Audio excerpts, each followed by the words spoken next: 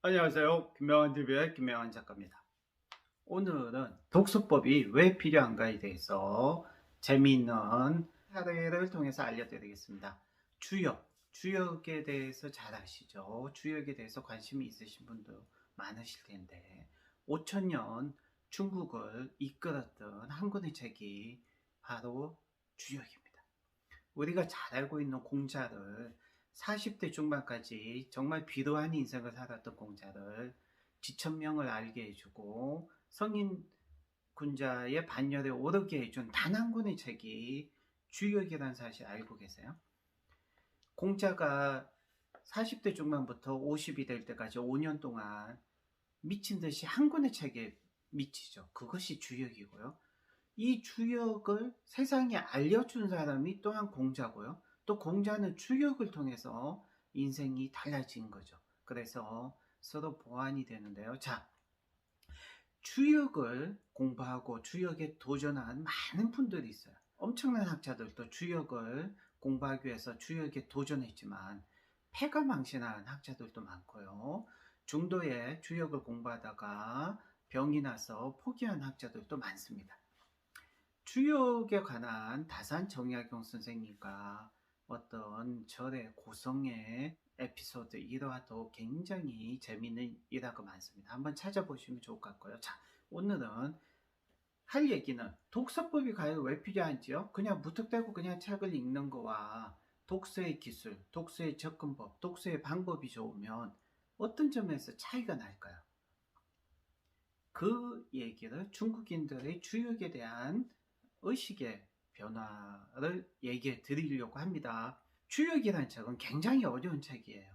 그런데 말이죠. 중국인들은 주역에 대해서 잘 이해하고 있고 알고 있을까요? 사실 주역이라는 책이 어렵기 때문에 많은 일반적인 중국인들은 주역을 잘 읽으려고 하지도 않고 읽어도 잘 이해를 못해요. 주역이 정말 얘기하고자 하는 게 무엇인지. 그런데 말이죠. 재미있는 사실이 하나 생겼어요.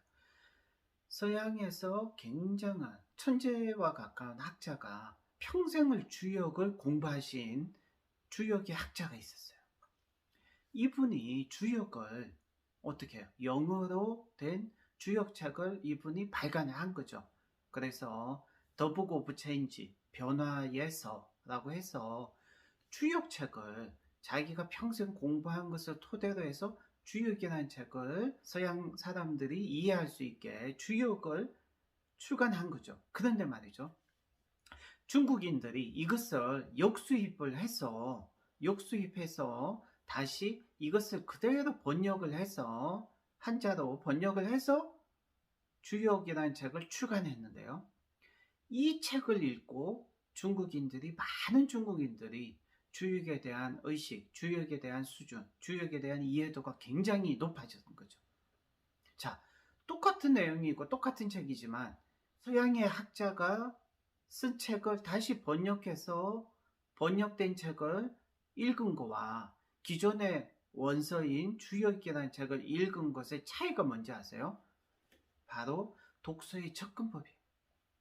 독서의 접근법, 독서의 방법, 독서의 기술이 좋은 사람은 남들보다 훨씬 더 적은 노력과 시간을 투자해서 더 많은 것을 배우고 얻을 수 있다는 거죠.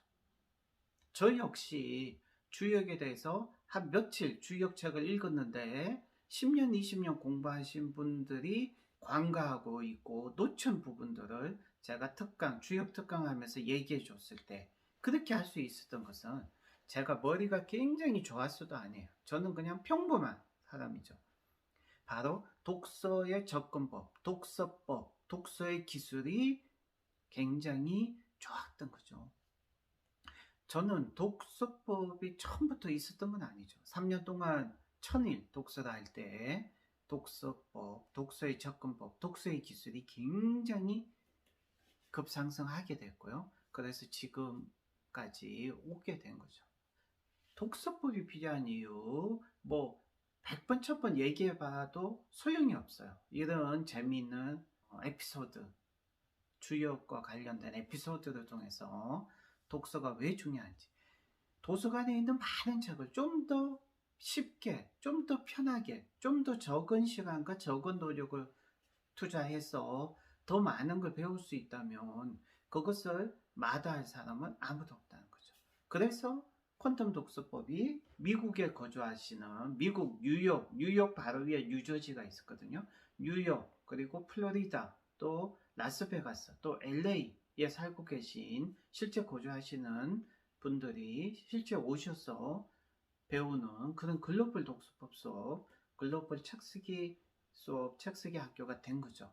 김미환 칼리지는 8년 동안 책쓰기 수업, 독서법 수업을 하고 있는데요. 5년 전 메르스 때도 또 2020년 작년부터 지금까지 코로나 때도 집합 금지 기간, 정부에서 모이지 말라고 하는 기간만 빼고는 계속해서 책쓰기 수업과 독서법 수업이 매주 열려요. 토요일 날 김미환 칼리지 오시면 계속해서 수업이 있다는 걸 아시게 됩니다. 그 이유는 뭐냐면 바로 수강생들의 만족도와 필요성 때문이죠.